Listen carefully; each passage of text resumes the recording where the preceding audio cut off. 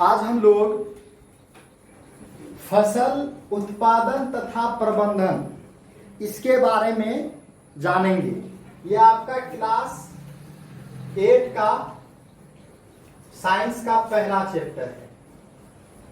Class 8 का पहला chapter जिसका हेडिंग है फसल उत्पादन और प्रबंधन। तो फसल उत्पादन क्यों जरूरी है और इसका प्रबंधन करना भी क्यों जरूरी है और फसल उत्पादन करना ही क्यों आवश्यकता है, हम लोग फसल का उत्पादन क्यों करें। तो चलिए हम लोग सबसे पहले ये जानते हैं कि इस अर्थ पर दो प्रकार के जो है ना जीव पाए जाते हैं। हम लोग सिंपल में कहते हैं एक निर्जीव और एक सजीव। निर्जीव वे वस्तुएं होती हैं जो कि सांस नहीं ले पाता है, चल फिर नहीं सकता है, दौड़ नहीं सकता है, ठीक है, और भी जो है आपका क्रिया यानी कि शारीरिक क्रिया नहीं कर पाता है, वैसे पदार्थ को हम लोग निर्जीव कहते हैं। इसमें आपका क्या आ जाता है, बुक, पेन, पंखा, है ना, टेबल, ये सब आपका निर्जीव आ जाता है वस्तुएं। दूसरा आता है सजीव वस्तुएं। जितने भी प्रकार के जीव जंतुएं हैं इस अर्थ पर या दूसरे ग्रह पर भी हो सकता है, लेकिन अभी तक पता लगाया नहीं गया। तो जो भी जीव है जो चल सकता है, दौड़ सकता है, फिर सकता है, जो सांस ले सकता है, उसको हम लोग सजीव के नाम से जानते हैं। तो इस अर्थ पर पृथ्वी पर जितने भी सजीव हैं उनको जीवन जीने के लिए ऊर्जा की आवश्यकता होती है। किस चीज की आवश्यकता होती है? जीवन जीने के लिए ऊर्जा यानी कि एनर्जी। अगर जिस जीव में यानी कि जिस सजीव में, चाहे वो पेड़ पौधा हो, चाहे वो आपका मनुष्य हो या कोई भी पक्षी हो, हर एक जीवों को जीवन बिताने के लिए, व्यतीत करने के लिए किस चीज की आवश्यकता होती है? ऊर्जा यानी कि एनर्जी। एनर्जी अगर नहीं होगा कोई भी जीव किसी भी प्रकार से जीवित नहीं रह सकता है। अब एनर्जी नहीं मिलेगा वो जीवित क्यों नहीं रह सकता है? क्योंकि हम लोग शारीरिक कई क्रियाएं करते रहते हैं, जैसे सांस लेना। सांस लेने में भी ऊर्जा खर्च होता है हमारे शरीर के द्वारा। जो शरीर में ऊर्जा होता है ना, उसको क्या करना होता है, यानी उसमें ऊर्जा लगता है। हम लोग चलते हैं, फिरते हैं, दौड़ते हैं, उनमें भी क्या होता है? ऊर्जा की आवश्यकता होती है। उत्सर्जन क्रिया होता है, पाचन क्रिया होता है हमारे शरीर में, है ना। पचाने के लिए भी भोजन जो हम लोग खाते हैं वो पच जाता है। वो भोजन पचाने के लिए भी ऊर्जा की आवश्यकता होती है। जैसे हम लोग भोजन को क्या करते हैं, पकाते हैं ना, तो भोजन को पकाने के लिए ऊर्जा की आवश्यकता होती है ना। गैस या लकड़ी चूल्हा में देके जलाते हैं ना, तब ना भोजन पकता है। कि हम लोग डायरेक्ट चूल्हा पे भोजन को रख दिए, भोजन पक गया, ऐसा संभव है? ऐसा संभव नहीं है। तो यानी कि जिस तरीके से भोजन को पकाने के लिए ऊर्जा की आवश्यकता होती है, तो ठीक उसी प्रकार से भोजन को पचाने में भी ऊर्जा की आवश्यकता होती है। अब सवाल यह है कि ऊर्जा, एनर्जी हम लोगों को प्राप्त कहाँ से होता है? ये ऊर्जा और एनर्जी हम लोग कहाँ से प्राप्त करते हैं? क्या हम लोग ऐसा कोई ड्रिंक पीते हैं जिससे केवल और केवल ऊर्जा मिलता हो? ऐसा कोई ड्रिंक तो पीते नहीं है। तो हम लोग करते क्या चीज है ऊर्जा को प्राप्त करने के लिए? तो हम लोग ऊर्जा को प्राप्त करने के लिए भोजन को खाया करते हैं। ऊर्जा प्राप्त करने के लिए क्या करते हैं? भोजन ग्रहण करते हैं। भोजन को क्या करते हैं? खाते हैं। भोजन में कई पोषक तत्व पाया जाता है। जो हम लोग भोजन खाते हैं, ग्रहण करते हैं, तो भोजन ग्रहण करने की जो क्रिया होती है वो पोषण कहलाता है। और उस पोषण में हम लोग कई प्रकार के, ठीक है, पोषक तत्व का उपयोग करते हैं। यानी कि उस पोषण में या भोजन में पोषक तत्व पाया जाता है। ये भोजन के द्वारा हम लोगों को ऊर्जा की प्राप्ति होती है। और इस भोजन में जो है क्या पाया जाता है? पोषक तत्व। हम लोग इसके बारे में भी पढ़े हुए हैं। ये पोषक तत्व क्या चीज होता है? तो कार्बोहाइड्रेट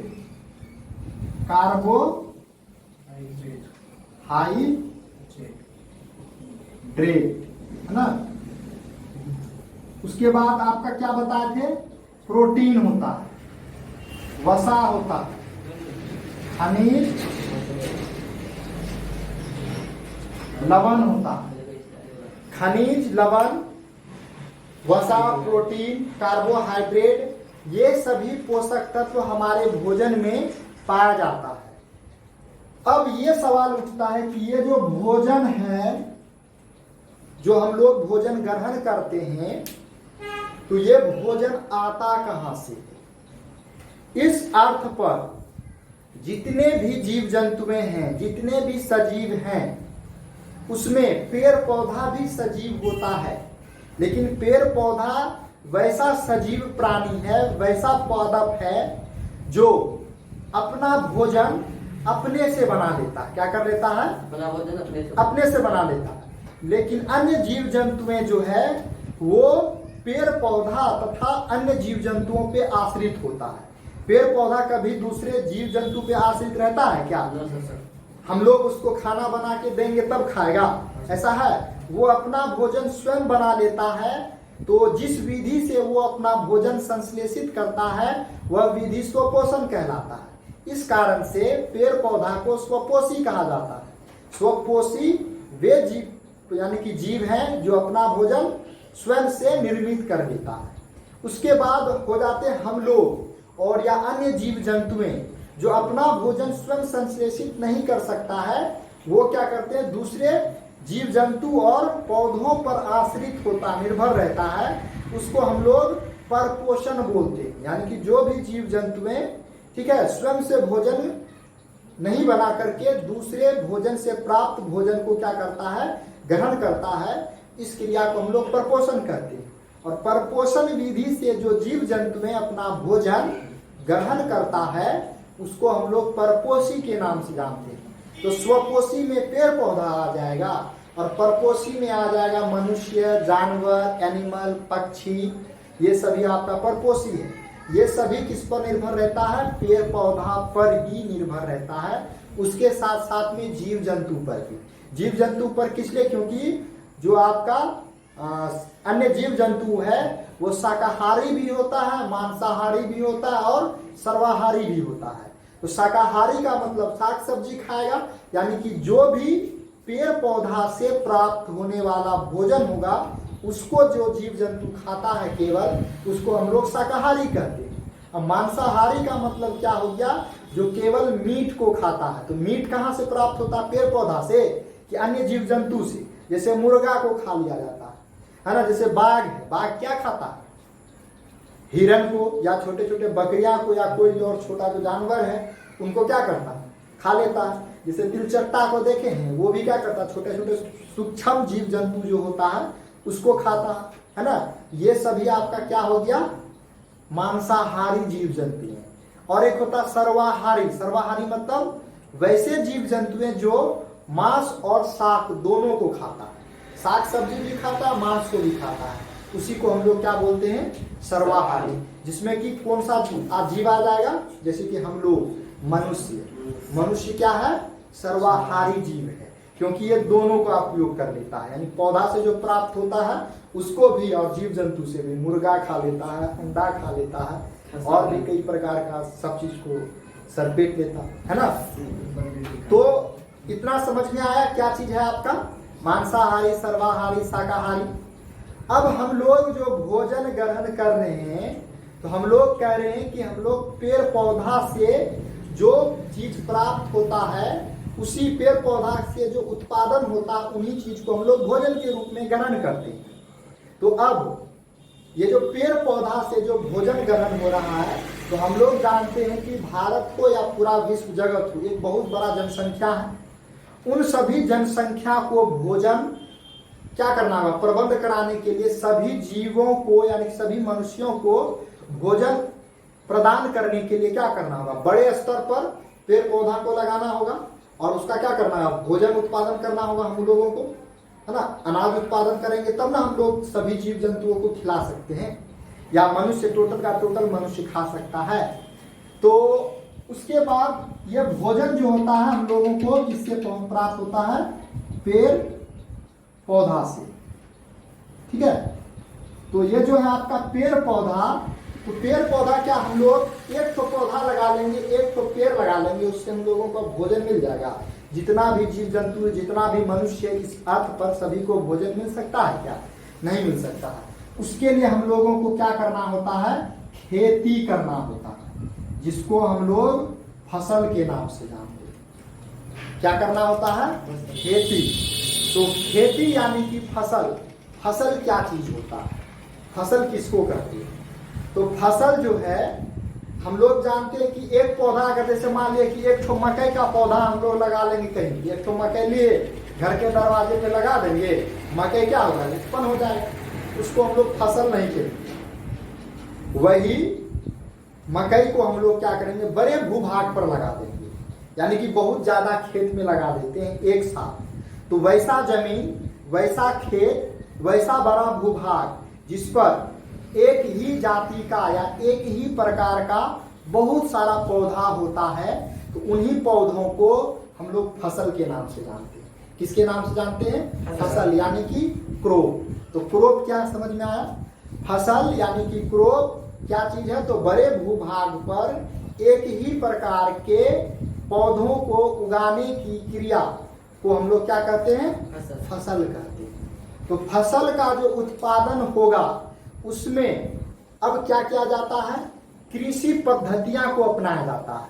ये कृषि पद्धतियां क्या है और इसका शुरुआत सबसे पहले कहाँ हुआ, इसको जानने का कोशिश करते हैं हम लोग। जैसे कि हम लोग अभी जानते हैं भारत यानी कि इंडिया एक ऐसा कंट्री है जिसमें कि आपका 1 अरब 40 करोड़ जनसंख्या है, लगभग 1 अरब 40 करोड़। हाँ, 1 अरब, ठीक है, 40 करोड़, 40 करोड़ ये लगभग में, ठीक है, एग्जैक्टली नहीं। तो ये अभी का 40 करोड़। घटा नहीं हुआ उतना जो मरा? हाँ, इतना आदमी मरा तो घटा नहीं हुआ? तो कितना लाख 2 लाख आदमी मरता है, और रोजाना क्या करते, उससे जितना मनुष्य मरता है उसका 4 गुना पैदा हो जाता या 10 गुना पैदा हो जाता। 10 आदमी मरेगा 100 आदमी पैदा हो जाता, ठीक है। तो ये आंकड़ा के अनुसार बताया जाता है, ठीक। तो यानी इतना आदमी है, और पूरे विश्व में 7 अरब मनुष्य है। पूरे विश्व में, पूरे दुनिया में 7 अरब जनसंख्या, जो कि लगभग में अब 8 अरब पहुंच जाएगा। 7 अरब कुछ है, हम लोग डायरेक्ट बोल रहे 7 अरब, ठीक है। तो 7 अरब जनसंख्या पूरे विश्व में है। तो लेकिन जिस समय पृथ्वी का विकास हुआ था, उस समय जिस समय आदिवासी लोग रहते थे, उस समय उतना मनुष्य था क्या? उतना आदमी था नहीं था। तो आदिवासी लोग जो रहते थे वो घुमंतू लोग हुआ करते थे। वो क्या करते थे? वो एक जगह से दूसरा जगह हमेशा आया जाया करते थे, और वो हमेशा पेड़ पर ही निर्भर करते थे, फल को ही खाया करता था केवल। उसको घुमंतू आदिवासी इसलिए बोला जा रहा है। ये आज से 10,000 यानी कि 10,000 ईसा पूर्व की पहले की बात है। तो वो एक जगह से दूसरा जगह जाता था, वहीं पे कुछ दिन रह लेता था, वहीं पे तंबू गाड़ लेता था। तंबू जो जानते हैं इस तरीके, अभी भी कुछ लोग करता है आकर के, अभी भी कहीं कहीं कुछ लोग ऐसा है जो घुमंतू है, यानी कि उसका आवास एक निश्चित स्थान पर नहीं होता है, उसी को घुमंतू बोला जाता है। तो अभी भी देखते हैं कि कुछ न कुछ आते रहता है। तो वो पुराने जमाने में यानी कि 10,000 ईसा पूर्व, यानी कि 1-2 गिनती होने से पहले 10,000 ईसा पूर्व, ठीक है, जो घुमंतू लोग था वो एक जगह से दूसरे जगह जाता था, वहां पे जो फल होता था, पेड़ उपजाया करता था, तो उसी को फल को तोड़ लेता था, खा लेता था। लेकिन कुछ दिन के बाद जैसे जैसे चलन होते गया, वृद्धि होते गया, वो मीट यानी कि मांस को भी खाना स्टार्ट कर दिया, करना स्टार्ट कर दिया, यानी कि जीव जंतु का शिकार करके उसका मांस खाने लगा। तो फिर वो कुछ आदमी जैसे जैसे डेवलप होते गया, विकसित होते गया, तो वो करने क्या लगा कि जैसे उसको अनाज का आवश्यकता होने लगा, तो अनाज की आवश्यकता होने के लिए कालांतर में जो है वही घुमंतू लोग सबसे पहले चावल और गेहूं का उपज किया था। कालांतर में एक ही जगह छींट करके वो उपजाया था। तो वहीं से कृषि का क्या हुआ है, एक तरीके से उद्भव हुआ है। तो सबसे पहले खेती कहाँ पर किया गया था? तो कालांतर में किया गया था। ये आप लोग याद रख सकते हैं। कितना समझ में आया? तो कृषि जो अब हम लोग बोले, कृषि तो समझ में आ गया। अब यहाँ पे बोला जा रहा है कि कृषि पद्धतियां क्या चीज होती है, हम लोग अपने दैनिक जीवन में कृषि पद्धतियों को क्यों अपनाएंगे, तो कृषि पद्धति क्या चीज होता है। तो पद्धति हम लोग क्या जानते हैं, नियम, तरीका। कृषि से जुड़ा हुआ जो नियम होता है उसी को हम लोग कृषि पद्धति कहते हैं। कृषि यानी कि एक उत्तम फसल को उपजाने का जो सुस्पष्ट या उत्तम तरीका होता है या उत्तम पद्धति होता है उसी को हम लोग कृषि पद्धति कहते हैं। तो उत्तम पद्धति या कृषि पद्धति क्या चीज होता है, तो कृषि पद्धति में आपका कल हम लोग लिखे हुए थे कि कृषि पद्धति जो होता है ना, यह आपका इसी को कहा जाता है। सबसे पहला मिट्टी निर्माण करना, ये मिट्टी निर्माण करना हम लोग कल इसके बारे में पढ़े हुए। सबसे पहला काम कृषि उत्पादन के लिए पहला कृषि पद्धति में मुख्य काम किया जाता है कृषि यानी मिट्टी का निर्माण, यानी कि जिसपे हम लोग क्या करेंगे, अनाज को बोएंगे तो उसका निर्माण करेंगे। दूसरा होता है आपका बुआई, क्या होता है, बुआई यानी कि एक उत्तम बीज का हम लोग क्या करेंगे, सड़ा हुआ बीज ले लिए 1 बीघा में छीट दिए, पता चला गाछ ही नहीं आया, फसल होगा बढ़िया क्या। तो उत्तम बीज के लिए हम लोग क्या करते हैं, उचित प्रकार का उत्तम प्रकार का बीज का बुआई करते हैं। बुआई करने के है ना बाद उसमें हम लोग क्या करते हैं, उर्वरक खाद डालते हैं, खाद उर्वरक डालते हैं, ठीक है। खाद उर्वरक देने के बाद हम लोग क्या करते हैं, सिंचाई करते हैं। क्या करते हैं, सिंचाई करते हैं बढ़िया तरीके से, ठीक है। उसके बाद क्या किया जाता है, खरपतवार को हटाया जाता है, खरपतवार नियंत्रण किया जाता है, खरपतवार नियंत्रण किया जाता है, ठीक है, नियंत्रण। उसके बाद क्या किया जाता है, आपका कटाई किया जाता है ना, जो भी फसल होता है उसका कटाई करते हैं। उसके बाद हम लोग क्या करते हैं, भंडारण करते हैं। तो ये 7 जो तरीका है, इसी तरीका को भी, इसी के उचित तरीका को कृषि पद्धति कहा जाता है, ठीक है।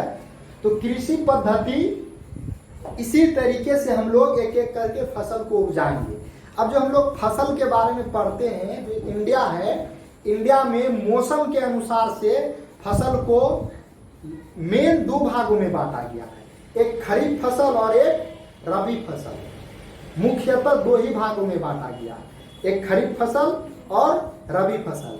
तो खरीफ फसल क्या होता है और रबी फसल क्या होता है। अब जैसे हम लोग जानते हैं कि जैसे धान को उपजाना है, तो धान को जो हम लोग उगाएंगे उसमें पानी की आवश्यकता होती है।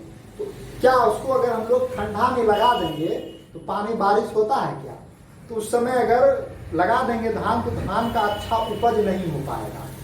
इसीलिए धान को क्या किया जाता है, ग्रीष्म काल में यानी कि जिस समय बारिश होता है उस समय लगाया जाता है, यानी कि सितंबर, जून और जुलाई मार्च में लगाया जाता है। तो वैसा फसल जिसको जून और जुलाई मार्च यानी जून जुलाई में रोपा जाता है या बोया जाता है, वैसे फसल को हम लोग क्या कहते हैं, खरीफ फसल कहते हैं। और ये फसल 4 महीना के बाद अक्टूबर नवंबर में कटिंग हो जाता है, यानी कि कटाई हो जाता है, ठीक है, जिसमें कि धान आ जाता है, पटुआ आ जाता है जिसको हम लोग सन बोलते हैं, ठीक है। उसी प्रकार से मूंग आ जाता है, ठीक है, भदैया मकई होता है, वो सब आ जाता है आपका। उसके बाद रबी फसल होता है, तो रबी फसल जो होता है आपका ठंडा में उगाया जाता है, यानी कि आपका जिस समय ठंडा हो जाता है, यानी कि नवंबर दिसंबर मंथ में इसको बोया जाता है और मार्च अप्रैल में इसका कटाई किया जाता है। तो रबी फसल क्या है समझ में आ गया, खरीफ फसल क्या है समझ में आ गया। अब हम लोग क्या करेंगे, एक एक करके इसको डील करेंगे कि मिट्टी की तैयारी कैसे किया जाता है, सिंचाई कैसे किया जाता है, खाद और उर्वरक कैसे छीटा जाता है, खरपतवार का नियंत्रण कैसे किया जाता है, कटाई किस तरीके से किया जाता है और भंडारण किस तरीके से किया जाता है।